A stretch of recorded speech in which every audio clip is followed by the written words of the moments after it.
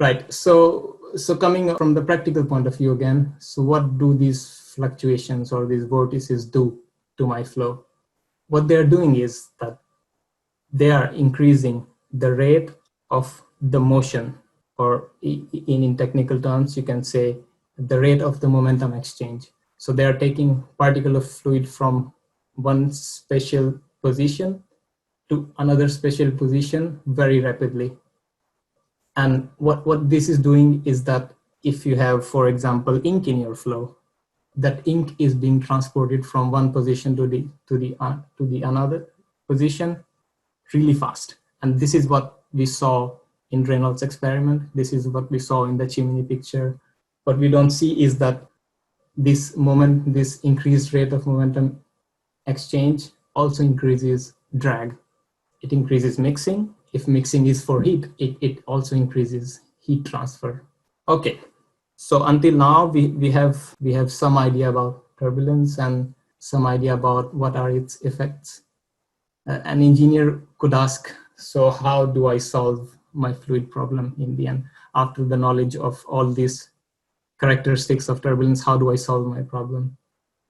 So there are two possible answers.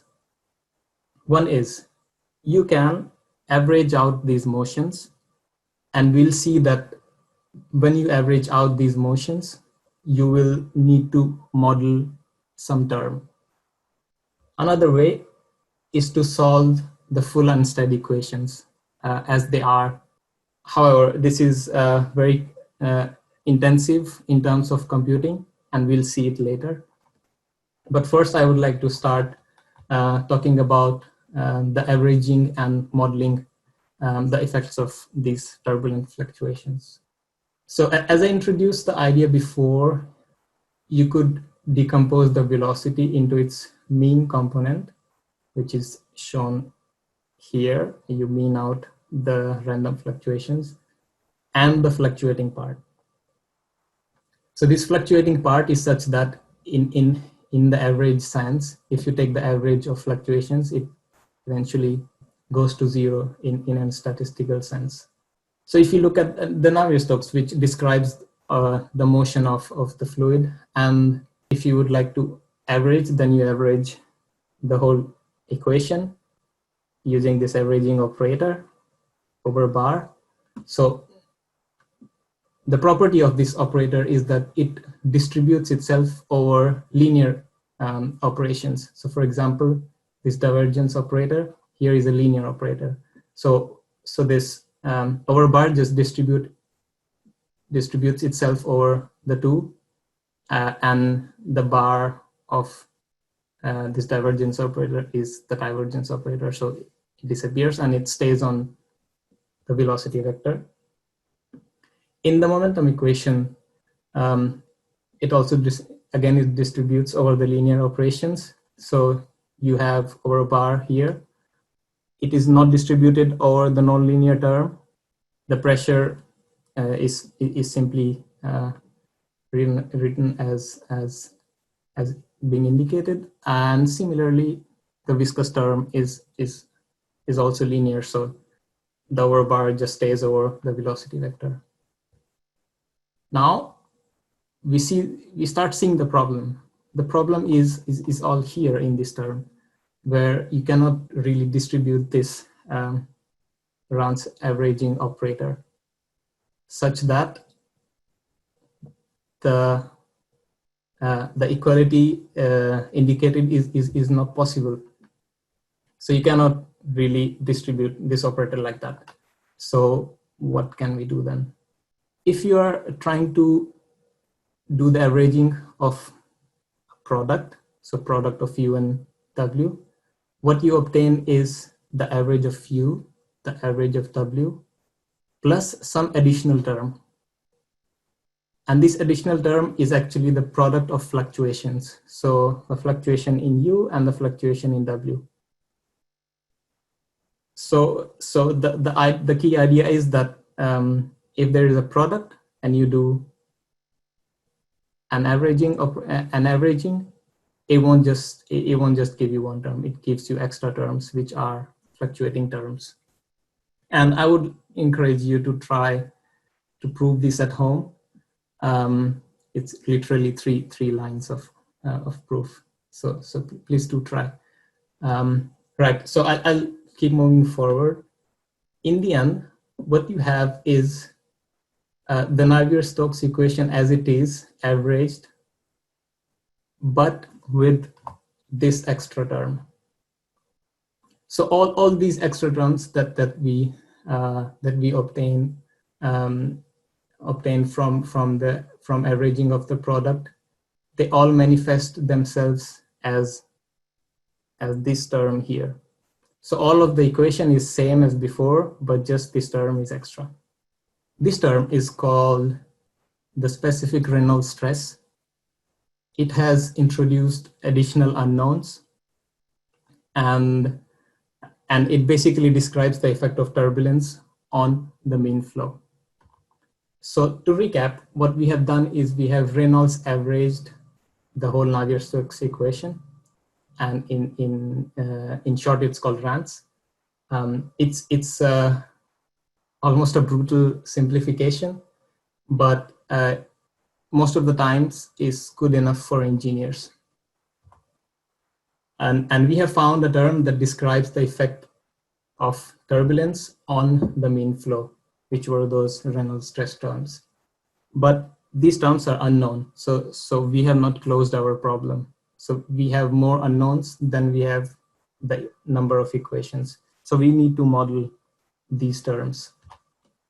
Going on towards how industry kind of solves this problem of new unknown terms is that they introduce these models, these RANS models.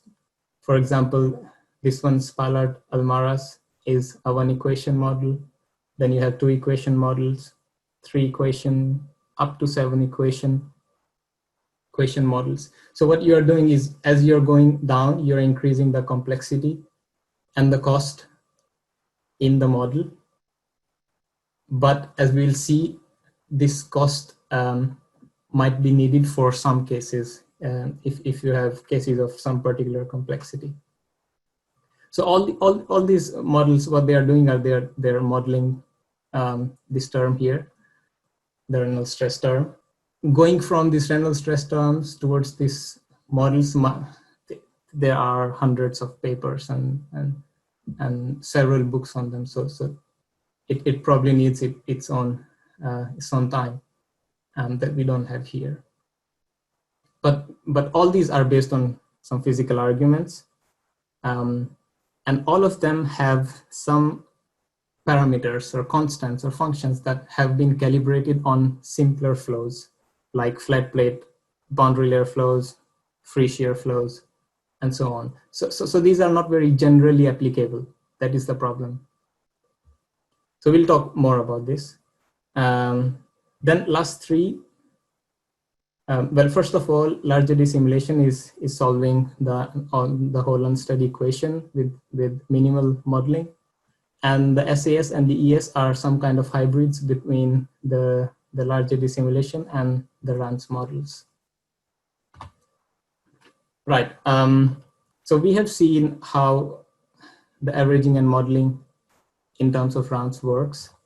We'll not talk a lot about solving full and steady equations, but what I would like to tell you is that these are very compute intensive so the practical cases can only be solved on massive computers. Right, so this is the fidelity triangle. On the top is the DNS and LES. Here you are solving the whole unsteady equation, but as you can see, the computational cost is the highest in these cases. On the other hand, the RANS and the unsteady RANS that we have discussed, they have the lowest cost, but your models are not very general. So if you have to do an optimization of the problem and you have to run hundreds and hundreds of simulations, you would probably run RANS or unsteady RANS. If you have to understand the problem in a more academic way, you probably would do a DNS. And for all other situations that are in between these, you would go for the LES or hybrid runs LES. And this is how the solutions look like. If you're doing an LES, you would see the whole unsteady field with all the details, with most of the details. With runs, you see the smooth out flow pattern, which is not changing in time. So which model is the best?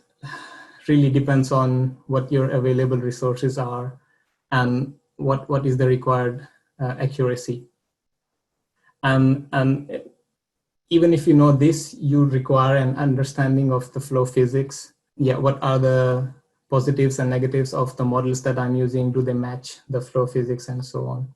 And this mostly in the case of France comes with experience.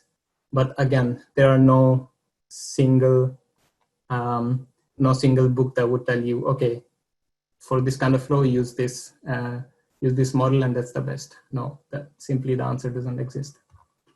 Right, so let's look into a case study to see in a more specific way how this turbulence model can affect the prediction of different kind of flows. So here what I'm showing is the phenomena called secondary flows. So here is a cylinder mounted on a flat plate, and the flow is coming from right to the left, and you would see that there are two boundary layers, one on the flat base and one being developed on the surface of the cylinder. And when these two boundary layers interact, they cause this so-called horseshoe vortex. And this vortex is very common in turbomachinery. So here I'm showing you a compressor cascade. So here you see a blade in 3D. There is another blade here. And you see similar thing is happening, that the flow is coming from left to right. And when it interacts with the blade, there are these huge vortices formed. These are more complex than in simply a cylinder, but it's a similar phenomenon. You see these huge vortices. So what they are doing is that close to the end wall, the flow is not following the blade anymore. It's doing its own thing. And it causes large separation on the suction surface of the blade. So this paper that I will show in the reference, it looks at different trans models in the Fluent commercial software. How is this phenomena predicted? We have experimental results which clearly show that the flow is not following the blade profile, but is doing its own thing. As I said, is following all those massive vortices that are being created with these blades. This is the CFD model, the CFD mesh, where you have the leading edge, trailing edge. I have rotated it a bit just to match with the orientation. Here you see the prediction from the Spalart-Almaraz model, which was the one equation model, one of the simplest. You see that it completely misses the streamlines. It cannot predict properly the vortex, and therefore on this surface it's completely missing the phenomena. Then you go towards some more complex model, the realizable K epsilon, which is a two equation model, and you see that there is already a big improvement. It starts matching the experimental patterns, but still there are places where it's not doing great. And then you move towards more complex Reynolds stress model, which is a 7 equation model, the most expensive, and you start seeing a massive improvement. So a general explanation of this could be that, okay, because my flow is very complex, there are 3D vortices, it's anisotropic, I might need more sophisticated models to predict this flow. It's just an explanation. It's not a general rule, by the way. I mean, yeah. But for more information, you could see the reference that I will show later, number 4. Right. So moving towards what's happening right now and what's going to happen in the future, people are trying to develop more generally applicable models. You don't have to tune them that much. An example is ANSYS generalized K omega model. Then, if you really need to solve the full unsteady field, high performance computing is picking up on the side. So you see, from 1995 to 2020, the computers have become tens and hundreds of million times faster. I quite like to show this picture on the right, where you see a medium-sized supercomputer, 13.7 petaflops, is housed in a cathedral in Barcelona, and you see the size of these machines. It can be considerable, and let's not go into the electricity bills that you have to pay to keep running these machines. And then there are some hybrids between the RANs and large eddy simulations, so the steady and unsteady simulations.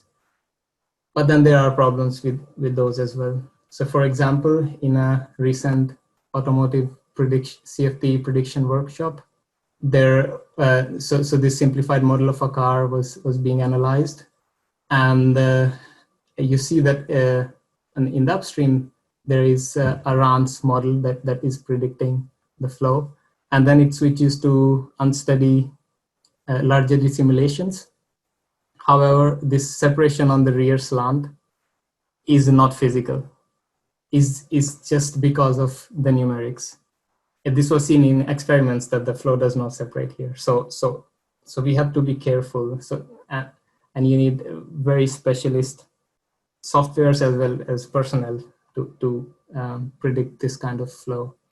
Then multiphysics is a big field where you are looking at, for example, multi-phase flows, like here, where let's say a fluid film with a fuel film is being broken up into ligaments by the air flowing around it. So here is the air, and you see it in time resolution how the film is breaking up into different ligaments. You have prediction of aeroacoustics.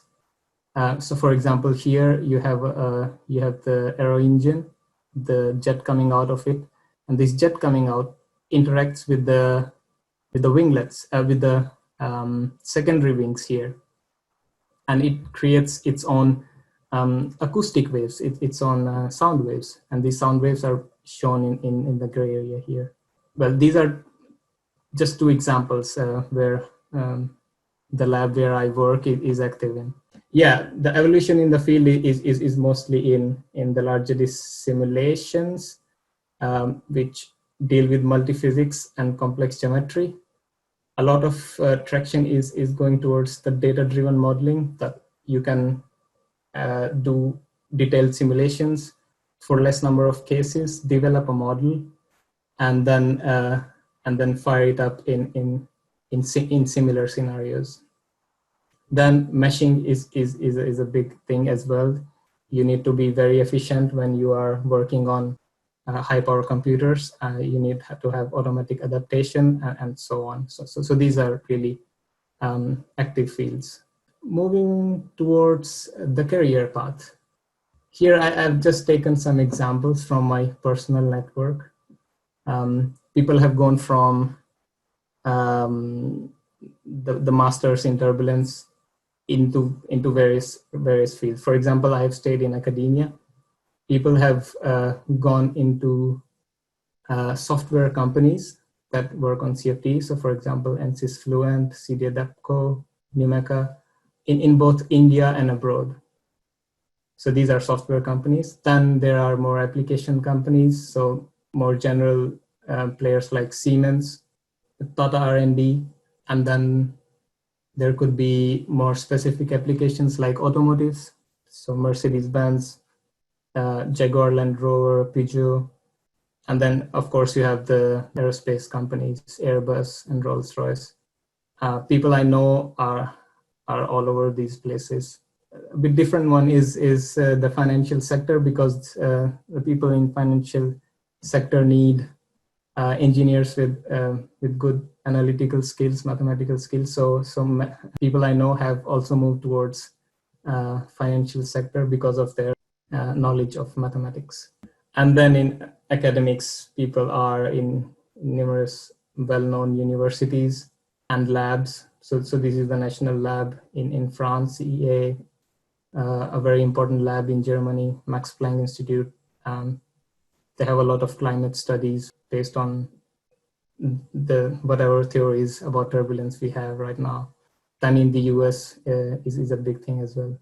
One last thing about the career path I would like to highlight is that transition from academia to industry is possible. I've seen a lot of people who were developing models in academia. Now they are working in companies, now Siemens, CD Adapco, Siemens, and so on, and vice versa actually. So this kind of transition is possible as well.